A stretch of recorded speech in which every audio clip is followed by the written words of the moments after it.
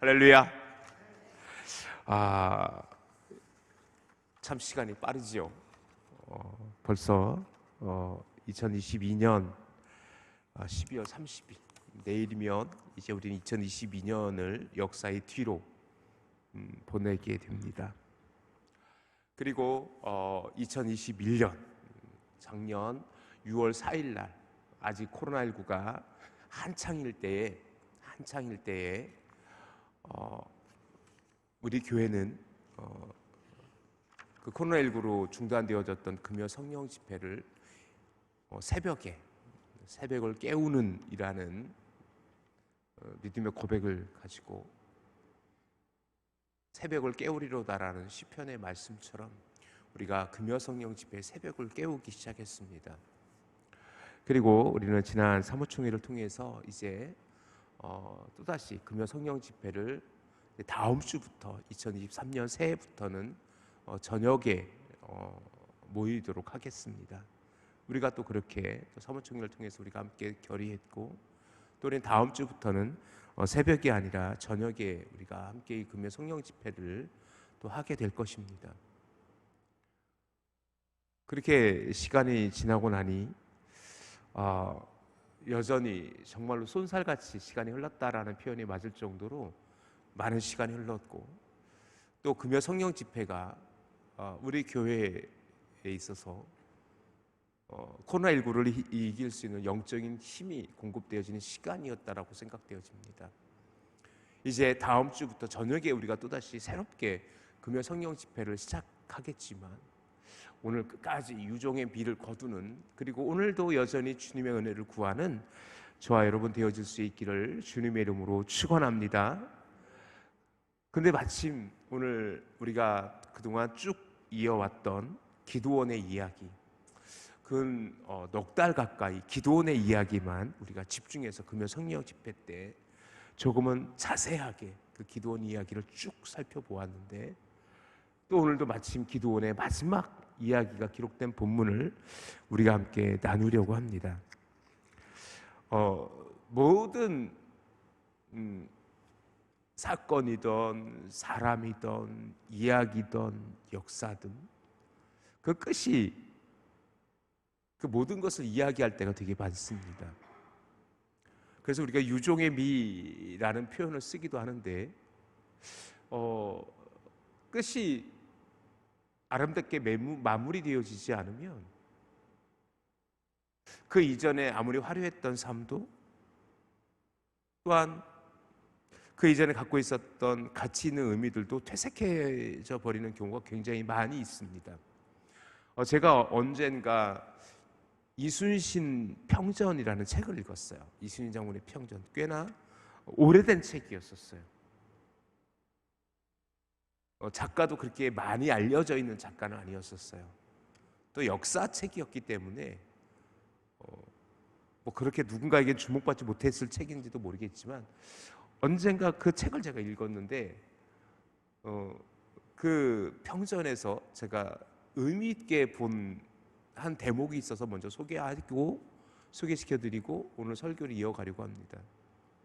이순신이 이순신 되어졌었던 이유는 뭘까? 이순신이 여전히 역사에서 가장 뛰어난 장수로 평가되어지는 이유는 뭘까? 그가 이루는 엄청난 업적일 수도 있죠. 이순신은 우리가 잘 알고 있는 것처럼 어마어마한 업적, 이 임진왜란이라는 그 시대적인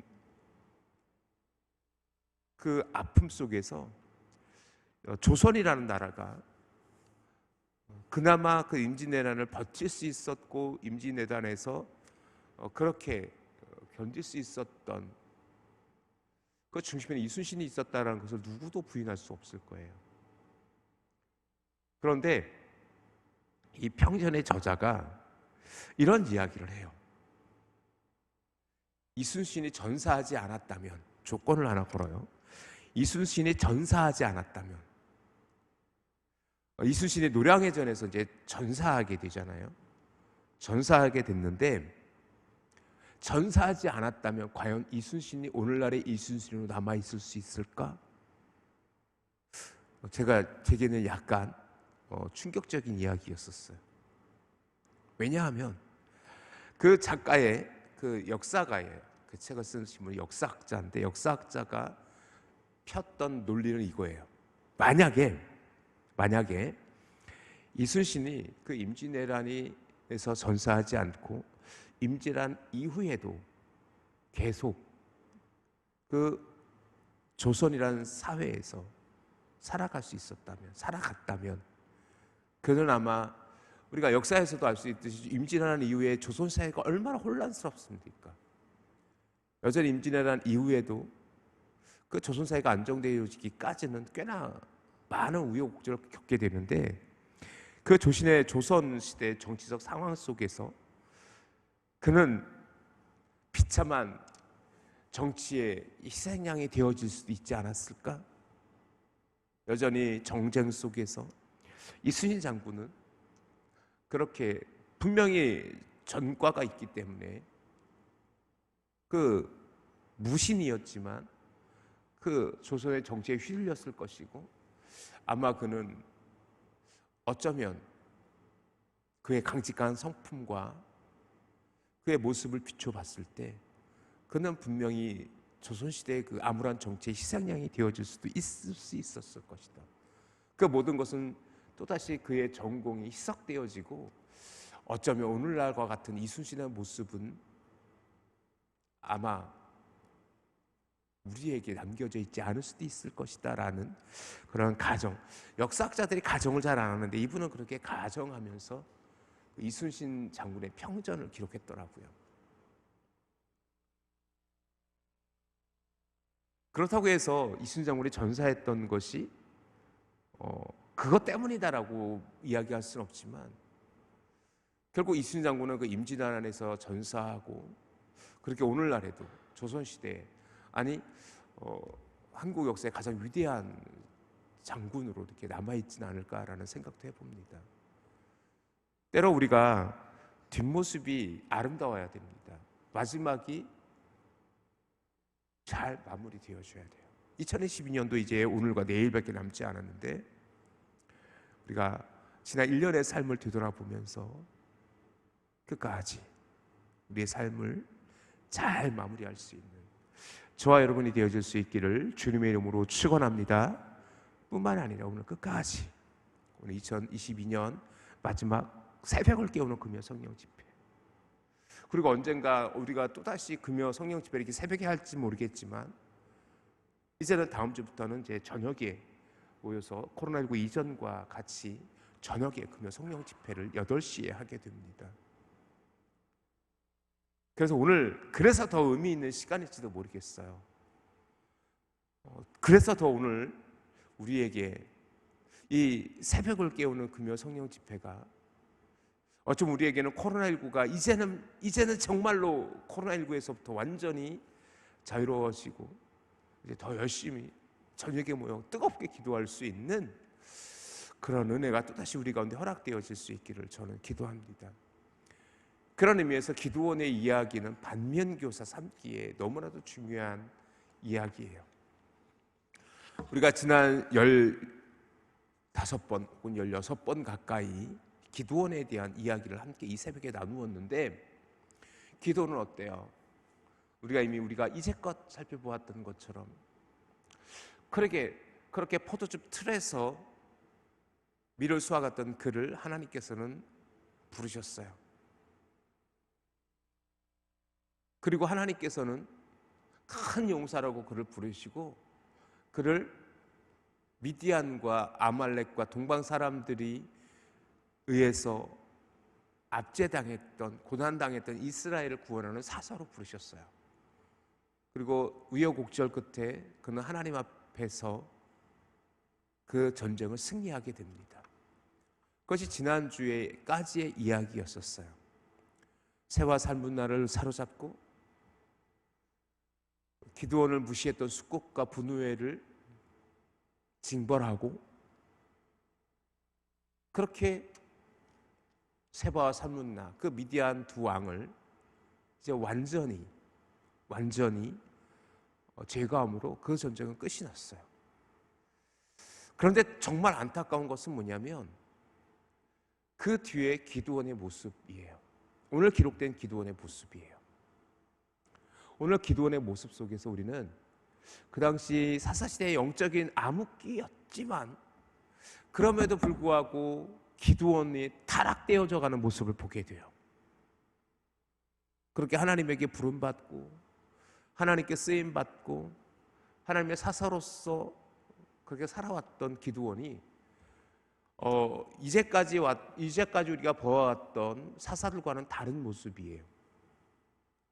전혀 다른 모습이에요. 그래서 더 안타깝습니다. 사사기를 쭉 읽다 보면 그 사사들의 면면이 점점 하나님의 믿음의 자리에서 떠나 있고 영적인 암흑기가 더 깊어진다라는 것을 볼 수 있는 그 중심에 서 있는 인물 중에 하나가 바로 기드온이에요. 기드온이 모든 전쟁을 다 마무리 지었어요. 그런데 그때 이스라엘 사람들이 22절 말씀 잠깐만 보시겠습니까? 22절 말씀 잠깐만 볼게요. 22절 우리 같이 한번 읽어봅시다. 시작. 그때 이스라엘 사람들이 기드온에게 이르되 당신이 우리를 미디안의 손에서 구원하셨으니 당신과 당신의 아들과 당신의 손자가 우리를 다스리소서 하는지라. 여기서 뭐예요? 당신이 우리를 구원했다. 이것이 그 당시 사사시대의 이스라엘 백성들의 모습이에요. 여호와 하나님에 대한 믿음이 없어요. 기드온이 그나마 하나님 앞에 사로잡혀 있었기 때문에 하나님께서 기드온을 사용하셨기 때문에 분명히 그 미디안과 아말렉과 동방의 사람들로부터 그 이스라엘이 승리할 수 있었는데 그 중심에 그 이스라엘 백성들 눈에 보이는 거는 기드온이 맞아요. 300명으로 13만 5천 명을 무찔렀으니까 그 보고도 믿지 않을 만큼 엄청난 말도 안 되는 전쟁에서 승리했으니까. 그런데 마지막 기드온이 이야기한 마지막 믿음의 모습은 23절이에요. 23절까지는 기드온에게 우리는 믿음을 볼 수 있어요. 우리 23절 한번 봅시다. 시작. 기드온이 그들에게 이르되 내가 너희를 다스리지 아니하겠고 나의 아들들도 너희를 다스리지 아니할 것이요 여호와께서 너희를 다스리시리라 하니라. 23절에서 기드온은 믿음의 모습을 보이는 것 같아요. 분명히 왕이 되어달라고 하는 이스라엘 백성들의 요구를 이런지야 거절해요. 나도 내 아들들도 너희를 다스리지 아니하리라. 오직 여호와께서 너희를 다스리시리라. 맞아요. 여기까지는 되게 좋았어요. 여기까지는 굉장히 멋있어요. 충분히 기드온이 역시 기드온 했네 라고 이야기할 수 있어요. 하지만 이게 전부라는 거예요. 그의 믿음의 고백과 그의 삶은 이제 완전히 달라져 버려요. 완전히 달라져 버려요. 완전히 달라져 버려요. 어디서부터 그 모습을 좀 볼 수 있었냐면 지난주에 이 이야기까지는 못했는데 그 기드온이 세바와 살문나를 죽이고 무엇을 취하냐면 그들의 낙타의 목에 있던 초승달 장식을 취해요. 우리 21절 끝에 잠깐만 볼게요. 기드온이 일어나 세바와 살문나를 죽이고 그들의 낙타 목에 있던 초승달 장식을 떼어서 가지니라. 이건 무슨 얘기냐, 무슨 뜻이냐면 전리품을 취하는 거예요. 전리품을 취하는 거예요. 그런데 그 당시에는 전리품을 취하는 것은 너무나도 당연해요. 승리한 장수가 그 전쟁에서 승리한 이가 그 패전한 국가의 전리품을 취하는 것은 너무 당연해요. 당연한 것이었어요. 하지만 여기서 중요한 건 뭐냐면 기드온의 승리가 아니라 하나님의 승리였다면 기드온은 이것을 스스로 취하지 말았어야 됐었어요. 무슨 얘기냐면 그 낙타목의 초승달 장식, 즉 뭐냐면 그 당시 미디안과 그 아말렉과 그 후손들은 이스마엘의 후손들이었어요. 그래서 그들은 뭐냐면 초승달 장식을 우상으로 섬겼어요. 상징처럼. 그런데 그것을 띄었다라는 것은 뭐냐면 그 상대방의 우상을 취했다라는 의미도 가지고 있지만 이 전쟁은 내가 승리했어라는 교만이 그 모습 속에 비춰지고 있는 거예요. 단순히 전리품만 취하는 것이 아니라 이 승리는 나의 승리야 라는 이야기인 것이요. 그래서 사사기에 굳이 그가 초승달 장식을 취했다라고 그렇게 이야기하고 있는 겁니다. 그리고 결정적으로 기드온이 이제는 스스로 내가 왕이 되진 않겠어라고 하지만 스스로 왕처럼 행동하기 시작해요. 교만이에요. 교만이에요. 분명히 이스라엘 백성들은 그에게 왕이 되어달라고 요구했지만 우리가 23절에서 읽었던 것처럼 아니야 나는 너희를 다스리지 아니할 거야 라고 하지만 그의 정작 그의 삶은 이스라엘을 다스리는 왕과 같았어요. 또 하나 뭐냐면 그는 굉장히 교만했고 이전 사사들에게서는 사사가 이스라엘을 구원하고 나서 평온한 때에는 어느 정도 시간 동안 평온했어요. 하지만 이제 기드온이 전쟁을 끝나고 나서 전쟁 끝난 이후 사사로서의 사명을 다한 이후에 기드온의 삶은 하나님께서 전혀 기뻐하지 않는 그러한 삶을 살아가게 돼요. 그 모습을 어디서 볼 수 있냐면 왕을 요구한 이스라엘 백성들 앞에서 기드온이 한 가지 요구를 해요. 너희가 취한 전리품을 다 내게 가져와라. 이거예요. 즉 뭐냐면 이것은 어떤 의미를 갖고 있냐면 이 전쟁의 승리자는 나야. 그러니 너희가 취한 전리품을 다 가져와 라고 얘기하는 거예요. 자, 24절 잘 보세요. 24절의 말씀이 무엇을 의미하는지 여러분이 정확히 이해해야 이 기드온의 마지막 그 전쟁 이후의 기드온의 삶이 얼마나 타락되어져 있는지, 얼마나 하나님께서 기뻐하지 않는 삶인지를 볼 수 있어요. 자, 24절 한번 같이 좀 큰 소리를 읽어주시겠습니까? 시작. 기드온이 또 그들에게 이르되 내가 너희에게 요청할 일이 있으니 너희는 각기 탈취한 금 귀고리를 내게 줄지니라 하였으니 이는 그들이 이스마엘 사람들이므로 금 귀고리가 있었음이라. 즉 뭐냐면 이스마엘의 후손이에요.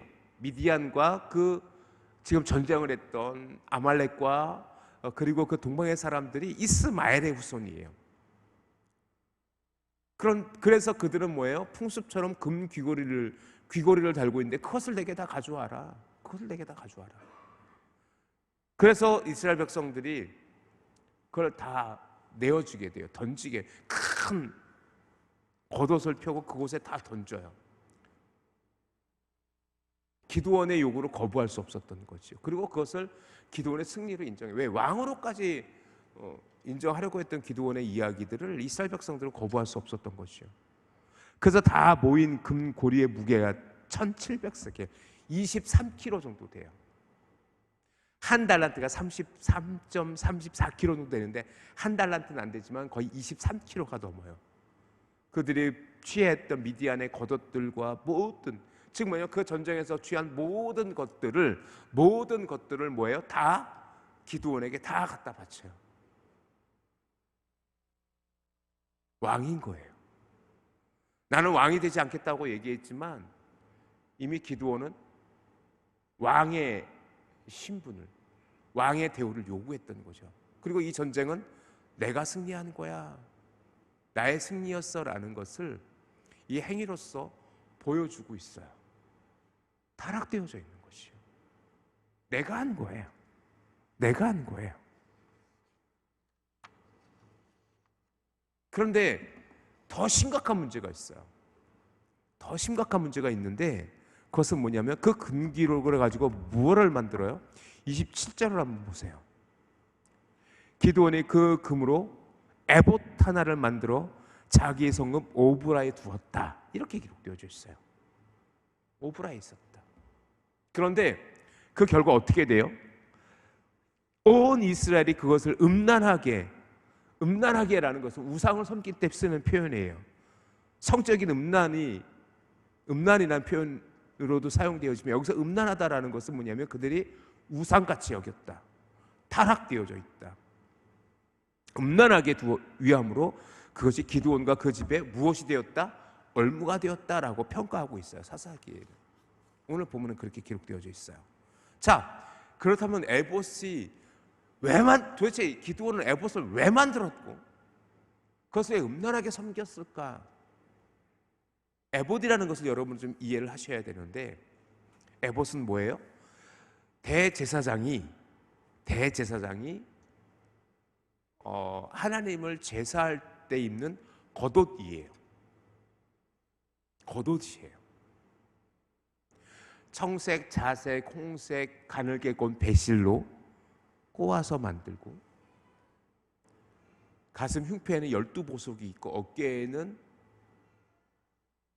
하나님께서 이스라엘 백성을 짊어지라는 의미로 주었던 호마노에 대한 보석이 달려져 있고요.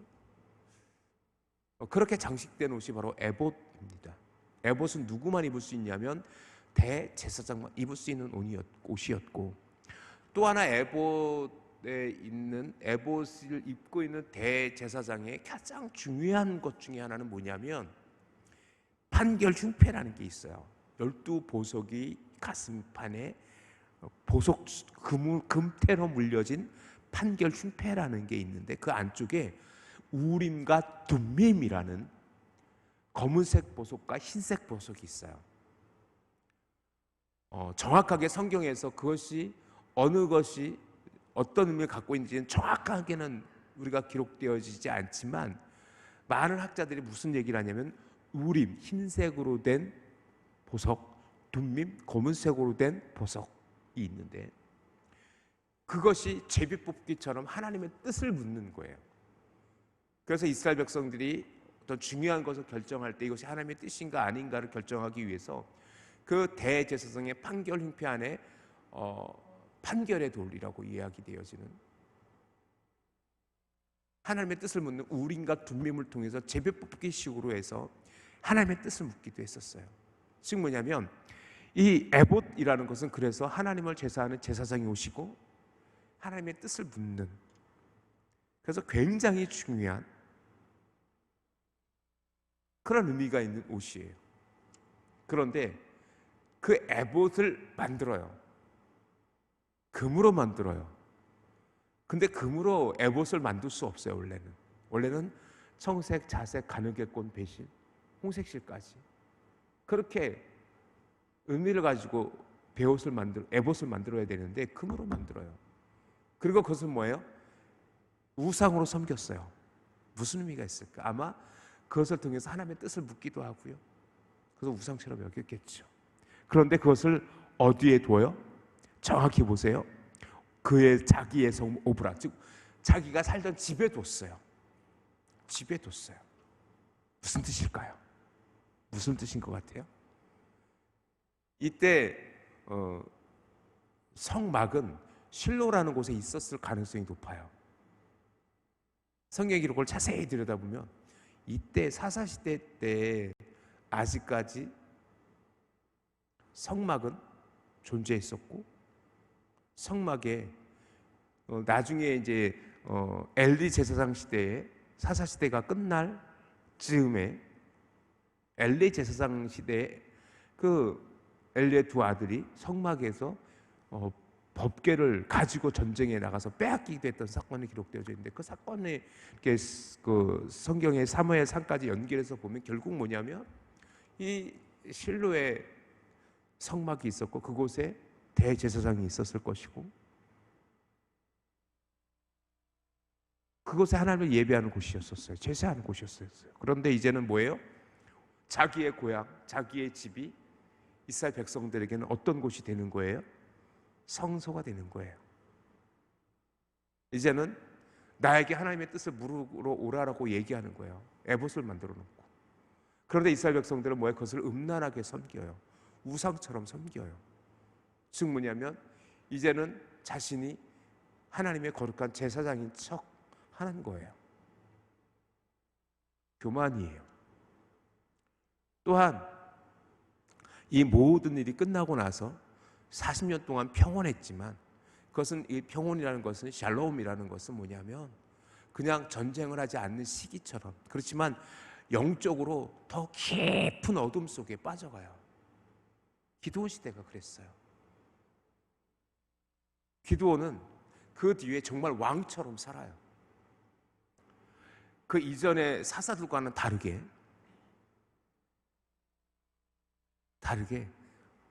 왕처럼 사는데, 그것을 성경은 우리 가운데 남겨주고 있어요. 자, 29절 한번 보세요. 29절 우리 같이 한번 읽어봅시다. 시작. 요아스의 아들 여룻바알이 돌아가서 자기 집에 거주하였는데, 이 거주하다라는 단어가 그러니까 우리 성경으로만 보면 거기서 살았네 라고 끝날 수가 있어요. 우리 성경으로만 보면은 거기 살았대라고밖에 이해가 되어지지 않은데, 이것을 히브리 원어로 가서 보면은 야샤부라는 단어가 쓰여요. 거주하다, 야샤부라는 단어가 쓰이는데, 이 야샤부 단어의 원뜻도 그냥 앉다라는 뜻이에요. 앉다라는 뜻, 거주하다라는 뜻이 있는데, 이 단어가 쓰여질 때가 아주 의미 있어요. 이 단어 야샤부라는 단어가 그냥 보통 앉다, 살다라는 의미도 같이 가지고 있지만 또 하나의 뜻이 있어요. 어떤 뜻이 있냐면 왕이 보좌에 앉다라는 뜻을 가지고 있어요. 즉 뭐냐면 야샤부가 쓸 때 주로 왕이라는 직분과 연결되어져서 왕이 보좌에 앉다라는 의미를 같이 가지고 있다라고 합니다. 그러면 뭐예요? 결국 오브라라는 곳에 자기 집에 거주했어요. 야샤부했어요. 그런데 거기에 에봇을 만들어서, 금 에봇을 만들어서 거기에 두었어요. 거기가 성소요. 거기가 이제는 왕이 사는 곳처럼. 기드온은 그렇게 타락되어져 가고 있었어요. 안타깝게도. 심지어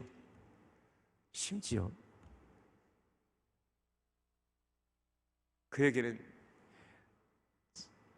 아내가 많아요. 70명이나 되었어요. 그 아내가 많고 그의 몸에서 낳은 아들이 70명이나 됐어요. 많은 처와 첩을 뒀어요.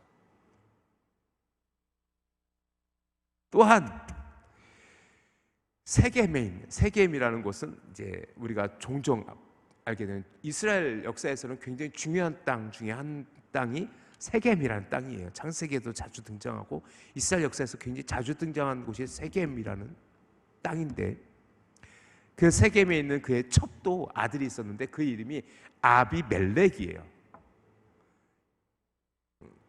다른 이방인들의 왕을 호칭하는 이름이기도 하고요.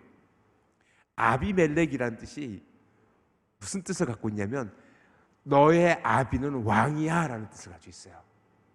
너의 아비는 왕이야 라는 뜻을 가지고 있어요. 기드온은 분명히 나는 왕이 되어지지 않을 거야, 나는 너의 왕이 되지 않을 거야, 왕은 여호와 하나님이야 라고 이야기했지만, 그렇게 이스라엘 백성들이 우리의 왕이 되어달라고 요구했을 때 분명히 기드온은 아니야, 나와 나의 아들들은 너의 왕이 되어지지 않을 거야, 오직 너희는 여호와께서 다스리실 거야 라고 이야기해놓고 정작 자신은 왕처럼 군림하는 거예요. 왕처럼 군림해요. 전리품을 다 자기가 취해요. 금에봇, 스스로 제사장인 척 금에봇을 만들어 자기의 집에 놓고는 그 이스라엘 백성들이 그것을 섬기도록 해요. 그래서 그 집에 올무가 되어지기도 해요. 그는 그의 집 오브라에서 왕처럼 거주하고 있어요. 그리고 그곳에서 왕처럼 여러 명의 처와 첩을 두고 70명의 아들을 낳아요. 그리고 세겜에 있는 첩이 아들을 낳았을 때는 너의 아비가 왕이야라는 아비멜렉이라는 이름을 지어줘요. 그리고 그렇게 그는 역사의 뒤안길로 사라져버립니다.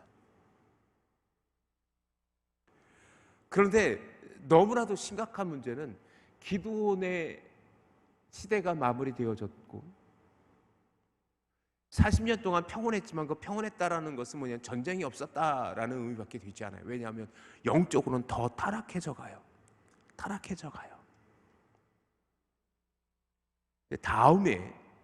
다음에 이제 우리가 금요 성령 집회 때 이 사사기를 계속 이어갈 건데, 그의 아들 아비멜렉은 스스로 왕이 돼요. 또 이스라엘 백성은 그것 때문에 혼란스러워지고, 그렇게 안타깝게도 기드온은 더 깊은 영적인 암흑으로 이스라엘 백성을 빠뜨리고 마는 것이요. 기드온의 이야기는요, 우리가 흔히 기드온 딱 생각하면 어떤 생각을 하냐면 300명의 용사, 멋지게 이스라엘 구원하는 멋진 사사로 그렇게 이야기되어지고 있지만, 그의 리즈라고 할 수 있는 그 인생에서 가장 절정에 있었던 시기는 그 300명으로 미디안 군단이 이기었던 그 시기일 수도 있지만, 정작 그의 인생의 끝은 하나님께서 전혀 기뻐하지 않는, 하나님께서 전혀 믿음의 모습이라고는 찾아볼 수 없는 그런 모습들로 그의 인생은 마감되어져 버리고 맙니다. 우리 34절을 한번 읽어보실래요? 34절. 여기서 굉장히 중요한 하나의 문장이 나오는데, 그 기드온이 죽은 후에 이스라엘의 모습이에요. 우리 같이 한번 읽어봅시다. 시작. 이스라엘 자손이 주의 모든 원수들의 손에서 자기를 건져내신 여호와 자기들의 하나님을 기억하지 아니하며. 심각하지 않아요? 자, 이 34절에서 사사기의 저자는 의도적으로 그들을 구원했던 분이 여호와 하나님, 그 모든 원수들의 손에서 건져내신 분이 여호와 하나님을 분명히 이야기해요. 하지만 안타깝게도 여호와 하나님을 그들은 기억하지 아니했다. 못했다가 아니에요. 아니했다예요. 그렇게 사사시대는 끝이 나버려요. 자, 이제 좀 말씀을 정리해 볼까요? 저는 오늘 본문을 어저께도 이렇게 묵상하면서 우리가 기드온 시대보다 더 나은 시대일까? 영적으로? 어때요? 모든 것이 하나님의 은혜임을 여러분은 고백할 수 있습니까? 여러분은 진짜 하나님의 모든 것이 하나님의 그 크신 사랑이었고 은혜였습니까? 그런데 우리는 종종 무슨 생각을 해요? 내가 열심히 살았어. 나 정말 열심히 살았어. 내가 이 정도 사는 것도 나의 땀의 열매일 수도 있어 라고 혹여나 그런 생각을 하고 있지는 않습니까? 어느 순간 입술로는, 기드온도 그랬잖아요. 입술로는 그랬어요. 나는 너희를 다스리지 않을 거야. 여호와 하나님이 너희를 다스릴 거라고 입술로는 얘기하지만 그는 그의 삶은 정작 왕처럼 살았던 것처럼, 우리가 입술로는 나는 하나님을 의지해서 살았고 모든 것이 하나님의 은혜였습니다라고 이야기하지만 정작 내 삶의 모습 속에서는 하나님이 기억되지 아니하고 내가 그 모든 영광을 취하고 하나님께 온전히 감사하지 못하고 그런 모습으로 살아가고 있지는 않습니까?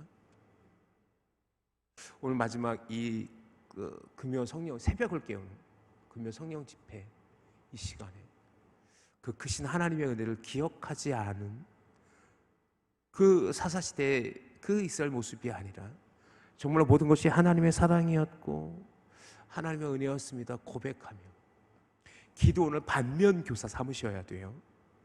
반면교사 삼아 모든 것이 하나님의 인도하셨음을 믿고, 입술로만 그렇게 이야기하는 것이 아니라 정말 우리의 믿음의 고백 속에, 우리 삶 속에 그렇게 하나님을 온전히 고백할 수 있는 우리 믿음의 전익교회 성도님들이 되어줄 수 있기를 주님의 이름으로 축원합니다.